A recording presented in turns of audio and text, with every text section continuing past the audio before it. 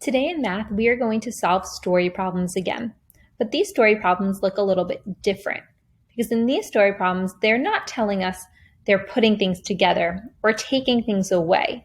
So we can use addition and subtraction to solve these story problems. But first, let's review our strategies. 1, visualize the story. 2, write the number sentence. And 3, double check your work. This is the story problem we will be working with today. There are 11 penguins at the zoo. 8 are on the water. The rest are on the land.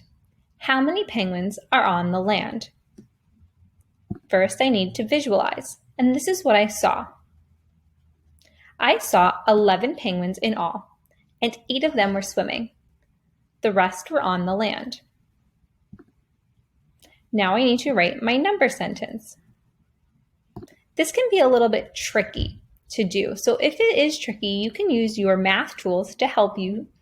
I can use my cubes or my whiteboard and my marker. I'm choosing to use my cubes today, but you can use your whiteboard and your marker in the same way that I'm using my cubes. Instead of having cubes, you can just draw a circle to show that. So I'm going to put 11 cubes out because I know there are 11 penguins. And I know that 8 of them are swimming. So I'm going to put 8 of my cubes off to the side because they are swimming. 1, 2, 3, 4, 5, 6, 7, 8.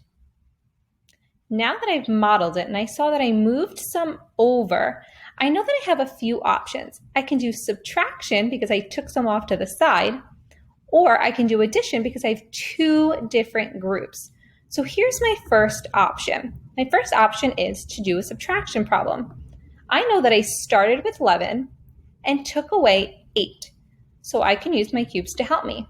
I already know that this group over here is 8 because I moved them off to the side one by one. So my next job is to count the ones over here. 1, 2, 3. So I know that 11 minus 8 equals 3.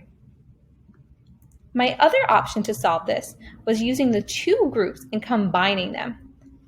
I have a group here and another group here. If I put them together, I know they equal 11 because that's how many I started with. So I can write an addition number sentence. I can write 8 plus blank equals 11 because we had 11 total penguins, 8 in the ocean, and we need to figure out how many were on land. Or I can write it this way, blank plus 8 equals 11, which is the same thing we know because we've been working a lot on this. So now my job is to count the ones that were on land. 1, 2, 3. So I know that 8 plus 3 equals 11, or 3 plus 8 equals 11. Now it's time to double check my work. I can do this by using my fingers and counting up.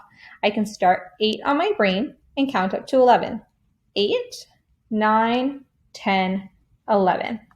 I have 3 fingers up, so I do know that 8 plus 3 equals 11 and that there are 3 penguins on the land.